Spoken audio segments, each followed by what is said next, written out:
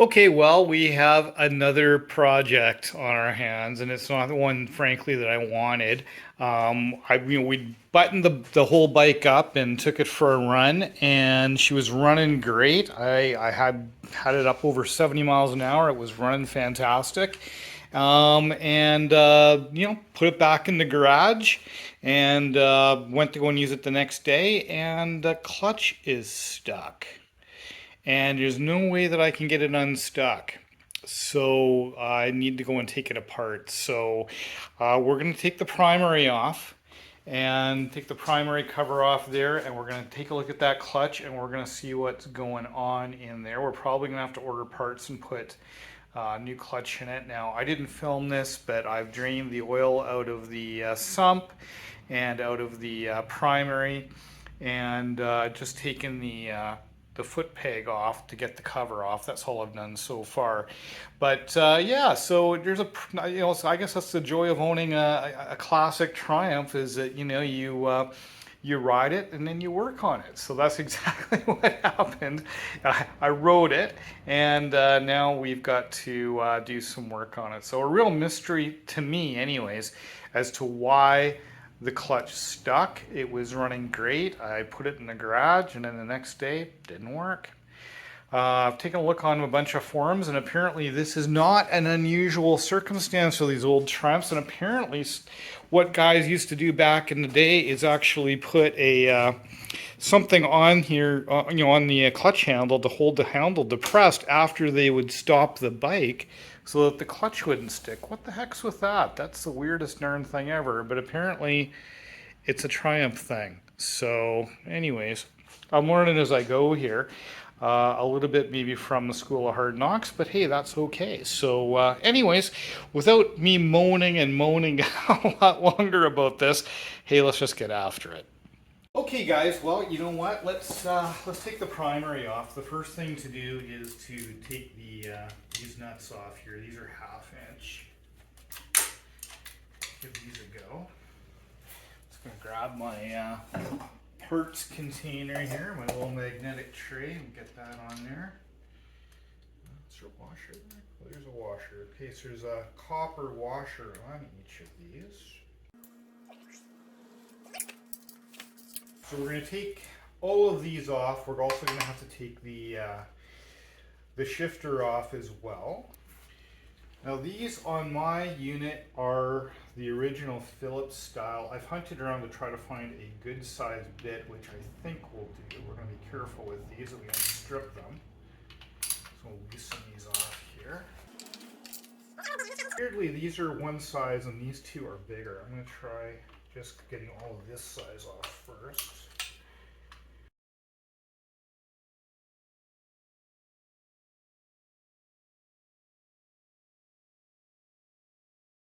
Alright, 7/16 wrench, a little bit of paper in anticipation of a bit of a mess here when we take this off, undoubtedly. Although we've got it drained, there's still going to be a mess. So, yeah, this is captive. There is no nut on the other end of it. We've already, what I did earlier, I did this yesterday, I put a mark right here, so that we know to line it up with this line here when we put it back on, so that we know where we had it. So that's to come right out, and then just wiggle to get off. Gonna go crazy on this. We're just gonna try to be gentle.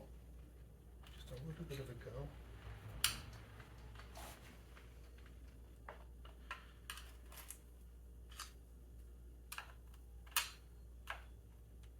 There we go. Just a little bit of a nudge and off she comes. There we go. We're going to put our nut back in there to make sure that our bolt back in there to make sure that we don't lose that. Set that aside.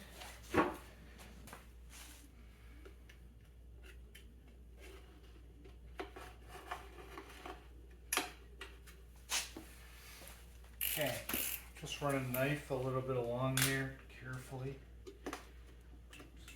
Loosen. I can't do it on the bottom edge because there's not enough room to get the knife in there, but oh, there we go. There we go. Gotta be careful with our gasket here. Well, looks like we already ripped it.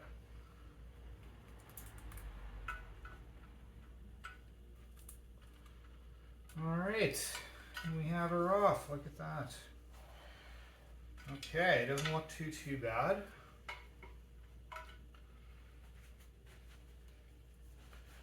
Doesn't look too bad.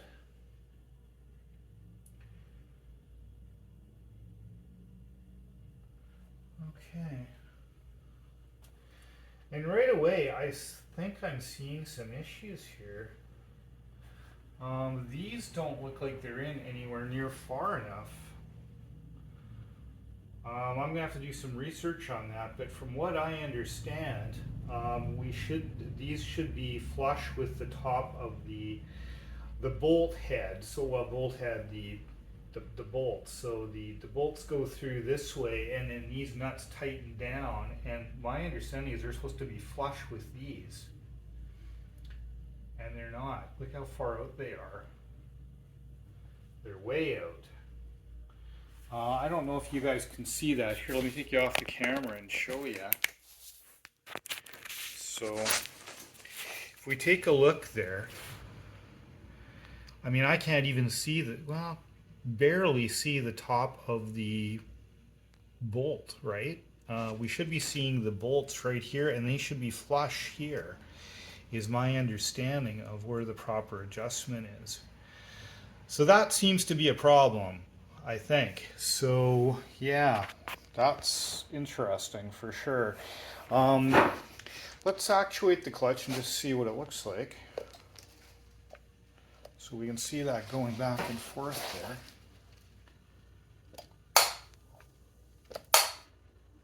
So clearly, yeah, makes kind of a terrible noise too. It's almost like, I think that's because it's way badly adjusted. It should not be, the clutch should be in further. Weird. Okay, so that's something, isn't it? Alrighty. Well, let's carry on, and yeah, we'll carry on, and then I think the next step is we're going to want to take the clutch plates out. I'm going to want to take these off, and we'll take the clutch plates out and inspect them. That'll be the next bit. Okay, this is definitely the problem. You know, I've done some research and looking online, and those are completely, they're almost to the point of falling off. They're so loose. Like, it's unbelievable.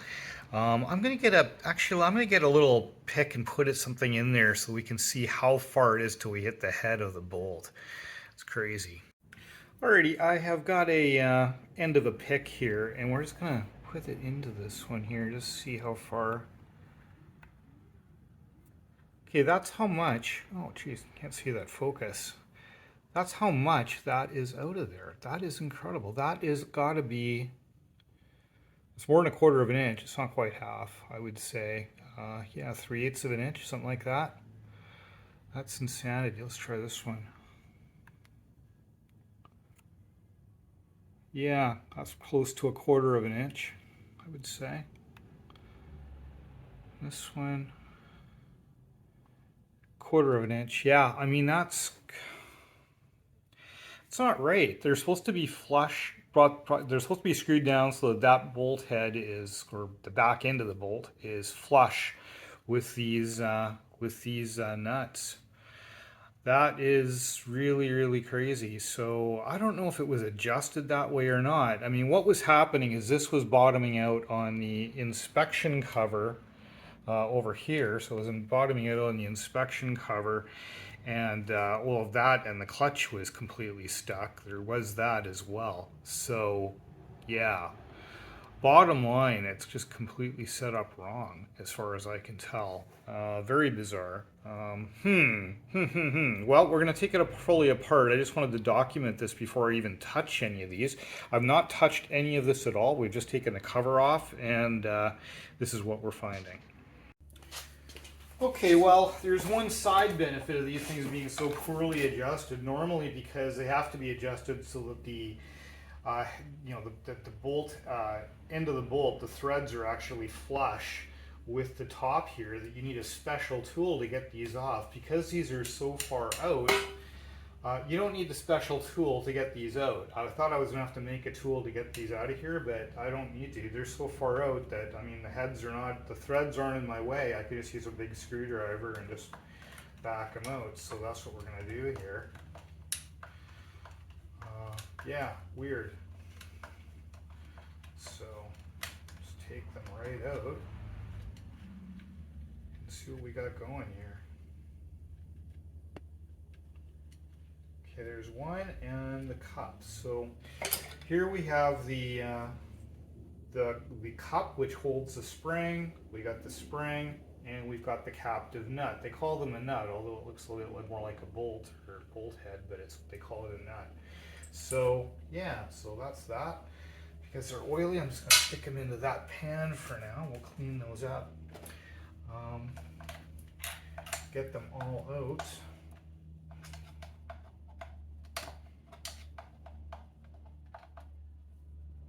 How does it want to come out of there? Come on, baby. Why don't you want to come out?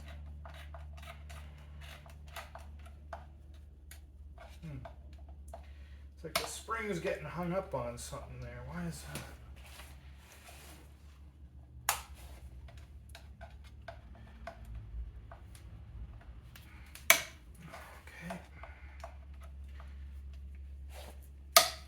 Yeah, spring just is getting hung up on something there.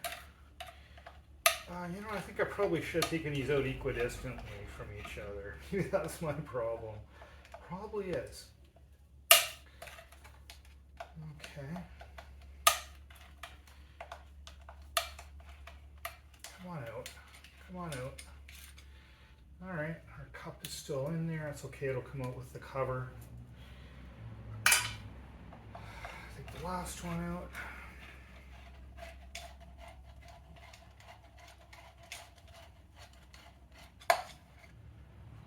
Okay, got the cover there. This should just pop off now. There we go. And we've got our other two covers there, and these will just pop out. I'll just use a little rubber mallet here to, there we go. One, two, drop those into my hand. There we got those. There's a little indent on these, and these just press fit into those, but we're going to clean all this stuff up. So there is our first clutch plate right there. And what we're going to want to do is take all these out, and then we're going to want to inspect the grooves that each of the clutch plates go into to see if we've got any chafing or marking of the clutch drum assembly here, both the outer and the inner, to see if maybe that's been hanging the plates up. Hopefully that's not the case, but it's something we need to look for. So we'll just take these out one at a time. And there's a first couple that are stuck. Look at that. You know, this clutch, as mentioned, was completely, oh, hang on, well, it's falling apart now. There's one. And I'm going to put these down. Oh, I should grab another piece of paper here. Bear with me. Put a piece of paper down and put these down the way they came off. So that was like that. Okay, cool. I want to put them down in the order in which they came. So, okay, and these two here. They're a little, no, not really too bad. That there, this one here. Okay, well, so far they don't seem too stuck. Maybe the whole problem with the thing was just completely out of adjustment. Could that be it? I don't know why that would cause it. I would think that would cause the clutch to slip, not to stick. You know, the face of these weirdly look kind of rusty almost. There's a little bit of almost rust on them, which seems weird to me, given they're in an oil bath, but not much rust, just not, you know, perfectly clean. Seems to be lots of clutch material there.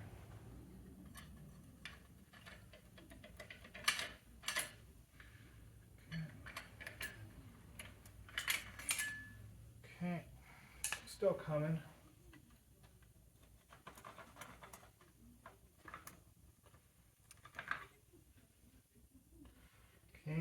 are the last ones, or there's still some more in there. There should be 6, I believe, 6 of each. So 6 of the fibers, 6 of the steels. And frankly, I've lost count. I'm not sure what we're up to just yet. Interesting. So this has been a part because, you know, that I can see witness marks here of the round circles, which are at the very bottom, but this plate wasn't at the very bottom. So this has been a part. Somebody has been doing this before me. Huh, interesting. So, why, and you know, maybe that's part of the problem. Not that they've done it, but obviously maybe they've had an issue before here.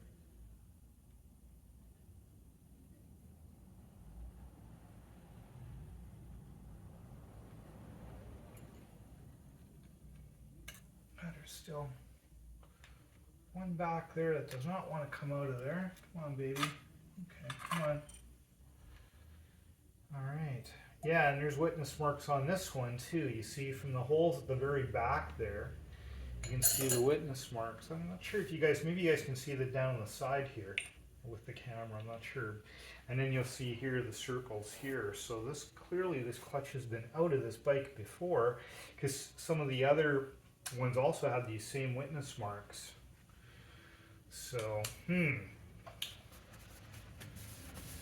So indicates someone's had a part before. Why, I wonder? Well, we'll find out. Let's have a coffee and think about it. Okay, guys. Well, I have come to the conclusion the whole reason that this thing was binding was because it was so loose. You know, I did a little bit of looking online because one of the things I noticed is there's some play in this back basket. Not a lot, but there's a little bit of play. This center hub is relatively solid, but there's a slight bit of play there too. And so I did some checking to see, well, is there a problem with the fact there's a bit of looseness here when you have all of the clutch plates out? And the answer is no, that's perfectly normal. The amount of play I have there is perfectly normal. Because what happens is when you actually assemble and put the clutch plates in, the spring tension actually, when properly adjusted, makes this whole thing incredibly solid. And when I say the whole thing, I mean the outer basket, the inner basket or inner hub, okay, and of course all of the plates in there combined with the cover plate and all the springs make this a completely solid unit without play. But at the moment, when there's nothing in it, it does play. Now, of course, if those springs are this, as you know, this wasn't tightened down at all. I don't know why it was so maladjusted, but it was definitely adjusted completely wrong. The spring tension, those springs were not screwed down like they should have been. And so when the bike is running, this little bit of movement could cause the plates to bind. And I think that's what was happening. That's my theory. What I've done, because I've got it open, I was really planning on changing out the clutch, and I very well still may. I haven't ordered the parts yet because I wanted to take it apart first. But I've measured the tolerances on both the fiber plates, okay, and on the springs. And interestingly, they're both in spec. When I measured the fiber plates, they are supposed to be, spec is 3.81 millimeters. I actually measured these ones as 4 millimeters. So some of them are a little bit more than 4, some are a little bit less than 4, but that difference between 3.81 and 4 millimeters, frankly, just might be my measuring. I'm using a relatively cheap, made in China caliper here, so exactly how accurate it is, I don't know, but I'm going to say those are in spec. If anything, they're slightly larger than spec, so I think they're pretty much new. That's the theory. The springs actually measured out perfectly well as well. The spec on those is 45 millimeters, and again, I measured them slightly larger than that. Again, that could be due to my $20 caliper, but I measured them as 45.2 millimeters on average. One was 45.2, 45.18, and 45.13. So those are definitely in spec. They're all actually even slightly larger than spec based on my measurements. Again, I'm going to say those are new. So what we're going to do is we are going to, based on the fact that the parts I see here, when I say new, I mean without wear. So what I'm going to do is I'm actually going to put the bike completely back together again, and see how it operates before I buy any parts at all for it, because I think just adjusting the clutch correctly will take obviously that'll take the wobble out of the clutch basket. It will firm the whole thing up, and I think that's what was causing this thing to bind. Was these pieces should not move independent of each other. Any of them, they should work as a unit, and they only work as a unit when they are assembled correctly. And I think that was the problem. So you know what? Without rambling on and on, let's start putting this thing back together again. Okay, guys. So let's start putting the bike back together again. I've cleaned all the bits and bobs up a little bit, and done my best to repair the gasket. Gasket's got one little break on the top, kind of over this area of the gasket, which I don't think is going to be a big deal. It's not likely to leak up there, but we'll find out. If it does, hell, we'll replace it, right? So not a big deal. So we're just going to start off by putting them back in the way they came out. I did clean up everything as well. When I say clean up, I mean basically make sure there's no debris on anything. I didn't, I just used, basically just wiped everything off with clean cloths. I didn't bother, using anything else much on it. Yeah, we'll just start putting it in. So we start here with a fiber plate. That's going the way it came out. So there's the first one, then a steel. And as you guys know, there's 6 of these. There should be 6 anyways. Okay, get this going in there. Oh, I see. Had to get it in behind the gear shift lever a little bit. There we go. Okay. There's that one. Then our next fiber one. Yeah, that gear shift. You got to kind of drop it in behind this guy before you start trying to fit it. So anyway, we're learning as we go. There we go, and you just alternate back and forth till you got all of them on there. That's basically it.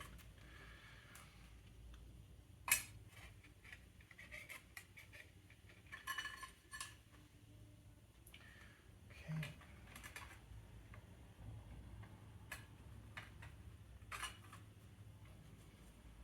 I did measure the entire stack as well when I had them after I cleaned them, and it came out to 36.5 millimeters. And I'll be honest with you, I don't know if that's good or not yet, because I haven't gone and looked it up, but I did measure it. So if any of you guys know, feel free to let me know in the comments. And yeah, we'll see. But when I measured the individual discs, so everything seemed to be correct and well in spec. If anything, a little bit on the large side, interestingly. I don't know why. And then we end up with a steel as the last one. And that's our full pack in there. So now the next step is to assemble our pressure plate, right, and get that on there. So the way we do that is we first press fit our little cups in, and there's a little notch here, so we should be able to just line that up and then push it in and hold it there. So that's one. And you'll grab another one here. Press it in. There we go. That's a nice snap on that one. The other one didn't have such a nice snap, but hopefully it's all right. Put another one in there. Yeah, and it just kind of falls in. That doesn't snap either, but they're all in there. Then we just drop our springs in. Or actually, you know what? Before I drop the springs in, I think it'll be easier just to put this on there now, then we'll put the springs in after we do that. So let's just line this up, and all we're doing is just lining this up with these bolts here. That's all we're doing. So, okay, there we go, that's on there. As you'll notice, I've backed out our adjusting screw significantly. We're going to adjust that after we get everything else back together again. So now we put our springs in. Okay.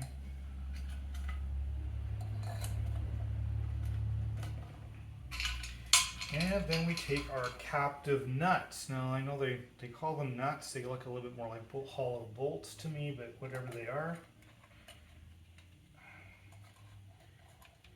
Okay, and I did make up, I don't know if I need it just yet, but I did make up a tool for this job to go onto here. Because I don't know if you can see, but of course you need, well, we'll show you as we go here. We'll get this on and see if, so let's give this a go. Let's see if this tool I made up works.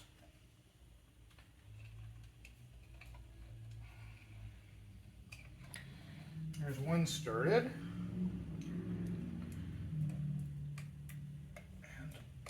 It's a little sharp. I think I gotta take these back edges off of here. Maybe round it. It's not very user-friendly, this tool, but it seems to be working. Is that on there yet? Not yet. Let's give this a bit more of a push.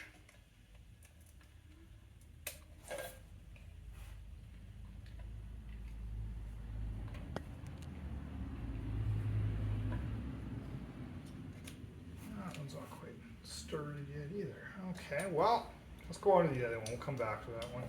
We're actually, you know what, let me put a rag on. The reason I can't push it hard is because, yeah, I just put a piece of paper towel on here for me. The reason I can't push it hard is because this tool I made is really sharp at the back end, but let's just do it now. There we go, now she's started. Yeah, okay. The tool needs a little bit of a redesign.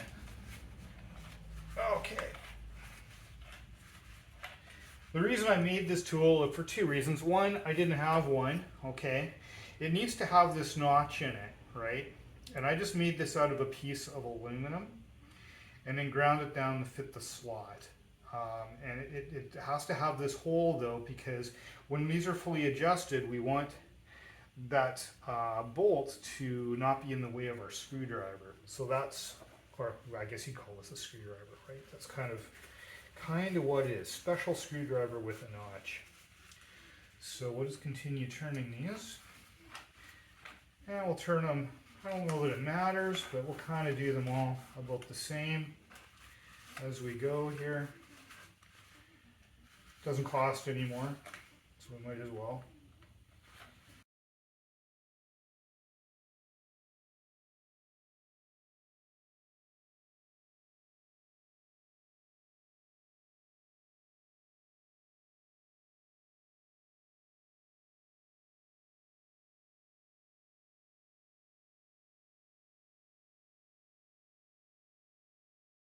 Okay, so you know what? We've got those in there.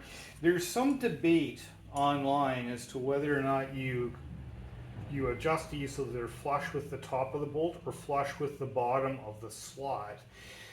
Initially, I'm going to go with the bottom of the slot and just see how well it works. And then we'll take it from there. So those are on there now. And maybe here, just show you a little close-up of the tool. It's the tool we made. I don't know if it's really great making it out of aluminum. I'm seeing I've chewed it up pretty good already. So it worked here, but this tool probably isn't good for one or more than a couple of applications. Probably better to do this out of steel. But in any event, it saved us, you know, upwards of 40 bucks Canadian to make our own tool here. So I'm happy that we did that. We'll know better on a bit better design. Not only that, these ends were really sharp. I didn't, yeah, anyways. We got that on there, so that's good. Now what we need to do is do our adjustment, and that will be the next thing. Okay guys, so now what we're going to do is we're going to do our adjustment of the clutch. So we have a captive nut here, and the rest of it is basically a big machine screw. So we want to run that machine screw down until we start to feel some tension. right there. I'm feeling tension right there, okay? And then what we want to do is we want to back it off. Now again, there's some debate. I believe the manual says 1 full turn. People online say between a half a turn and 3/4 of a turn. Why don't we split the difference and say, I don't know, 3/4? It's okay, so that would be half a turn and in a little bit. Let's do that, and let's lock it up there. Now we can, the good thing about this is that this is accessible through the inspection hole of the cover. So even after we button this up fully, we can, we can then readjust this again. So not a huge issue, but we want to get it relatively accurate now. So let's just make sure that's tight. Okay, good. All right, so I guess the thing now is to test our clutch. Definitely tighter at the handle, but the proof is in the pudding. Does she work? So, it's in gear. It's in gear. Happens when I pull the...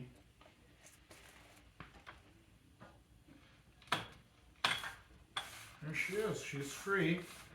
And I let the clutch out, and she's locked up. Look at that. Great. That's actually what we're looking for.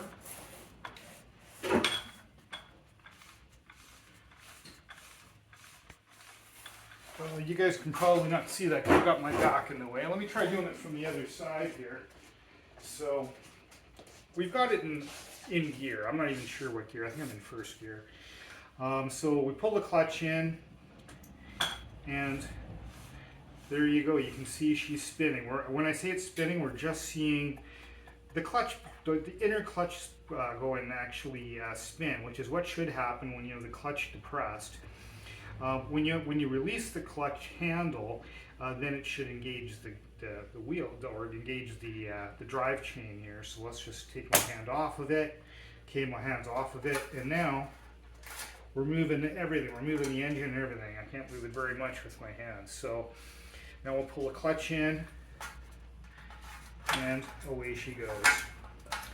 Away she goes. So you know what? That is working. At least it's working for right now. Will it stay working? Now, if you recall, my theory was that the reason this was binding is because that this unit is made up of, well, it's made up of the various pieces you saw. The key ones being the outer clutch basket, and then the inner drum, and then of course all the plates and springs, etc.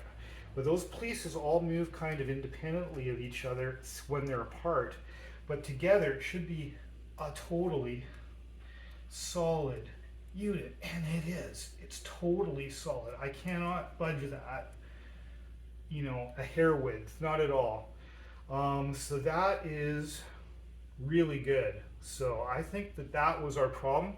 For whatever reason, is it the person that assembled this thing? Why were these so badly adjusted? I think it was done by a person.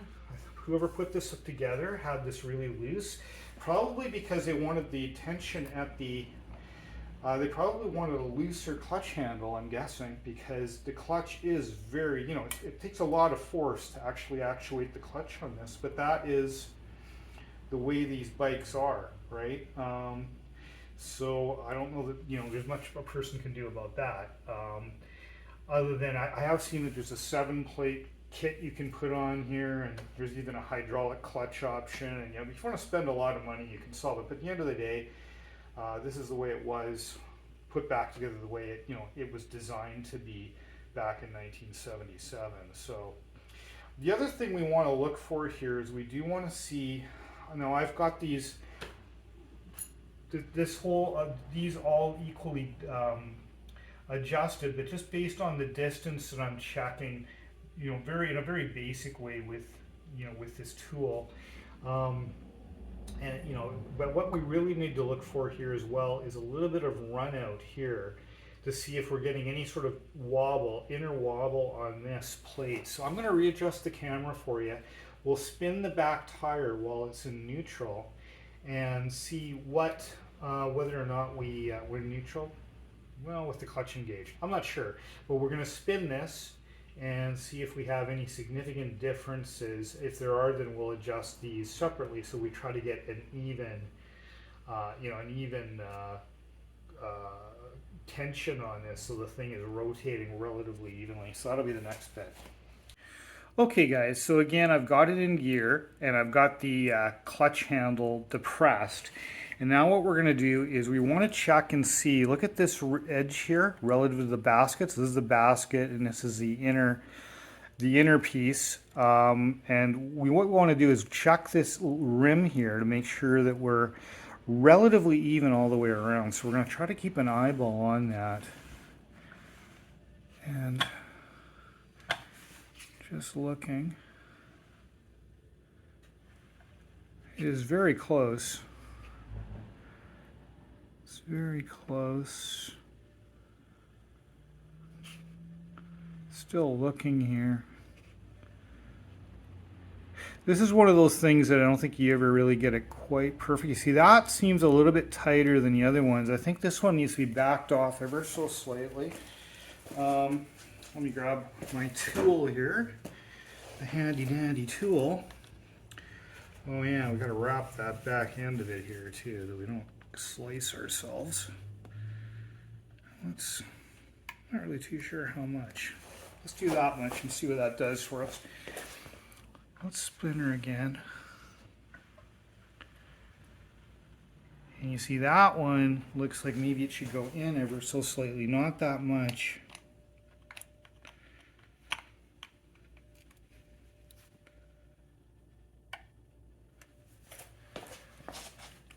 Oh, maybe, was that enough? I'm not sure. Yeah, that one's out a little bit more. Yeah, we're going to turn this one in a little bit more.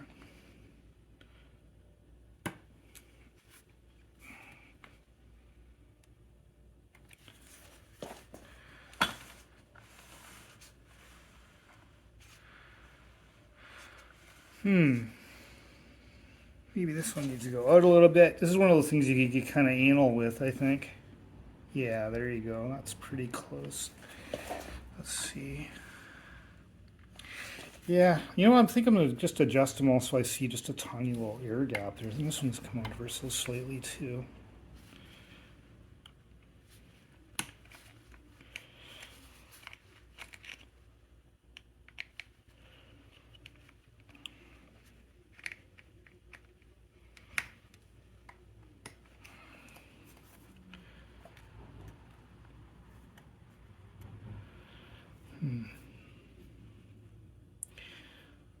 Okay, you know what? I'm just realizing I was actually judging based on the discs, which, you know, obviously they're loose because we've got the clutch handle released. So that what I was looking at is not actually very accurate.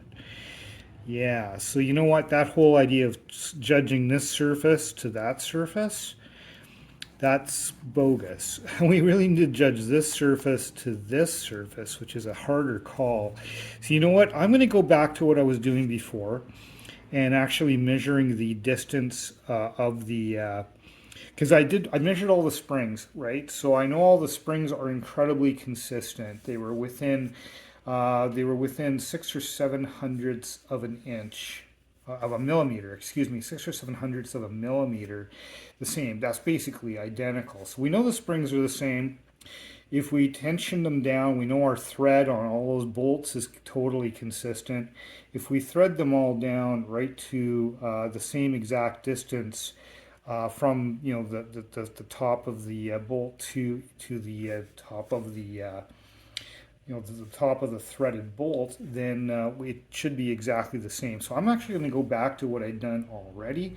I'm going to, obviously I've adjusted a little bit here. I'm going to redo this, go back and just measure that to the top of the screwdriver slot. If you recall the screwdriver slot here, I'm going to just put those bolts all exactly there and call it good. I'm not going to do any more than that, and then we're just going to ride it and see what happens. So if anyone has any other comments for me on how better to do this, I would really appreciate it.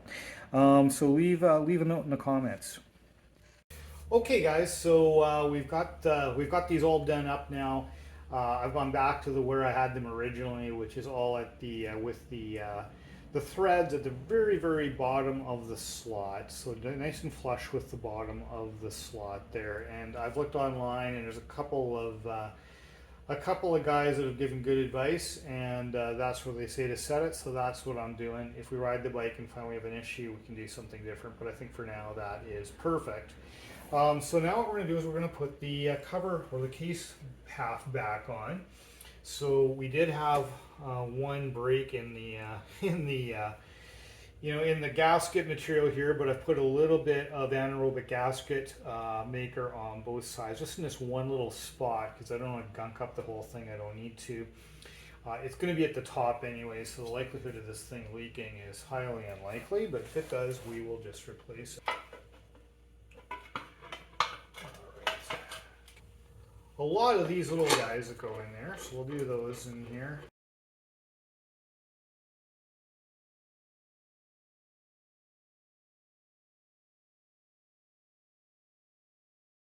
Okay, and now we can just go and torque everything or tighten everything down. So I won't bore you with all of this, but that'll be the next step. In fact, what I'll do is I'll just fast forward through the tightening process so you can see it. We'll put our gear shift back on, put our inspection covers back on, and yeah, then hopefully this job will be done.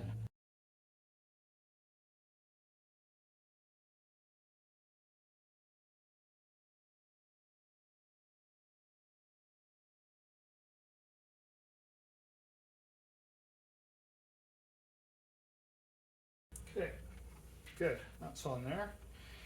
Now we need to go and put the peg back on there, but I think I need a cup of tea. Hey guys, well I just got back from a ride with the bike after doing that clutch job, and yeah, she runs. It runs good, and the only issue really was a couple of them. One, it's hard to get into neutral, especially at a stoplight, and I did a little Googling on that, and apparently that's just normal for these bikes, so I guess it is what it is. The other issue is that the release point on the clutch is like right close to the handlebars and really grabby, so I don't know. I'm gonna have to look and see what I need to do to adjust that. But I think what I'm going to probably do is go and invest at some point in a 7-plate clutch. Apparently the Hyde clutches are really good.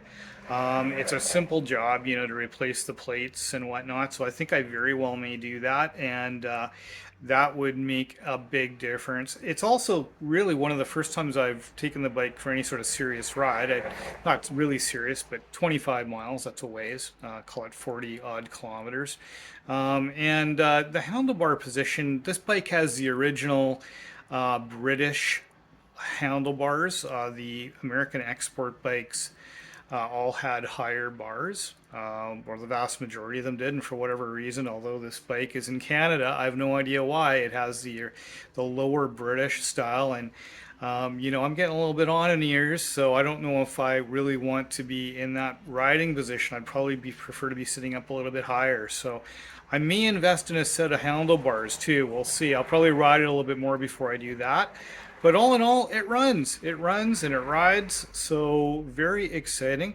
At some point I'm going to have to invest in a camera so that I can show you I'm actually riding it, but at this point you'll just have to take my word for it. Anyways guys, that's the end of this one. Again, please subscribe. I could really use the subscribers, and I would really appreciate them. Please also like the video, and most of all, leave a comment. You know, as you know, I am just learning. This is my first Triumph motorcycle. I don't know what the heck I'm doing. So any comments, feedback, advice, words of wisdom that you have for me, please do pass them along, and I commit to respond to every comment. I reply to every comment. So anyways, hope everybody is doing super well, and yeah, hey, keep the rubber side down, everybody. Bye for now.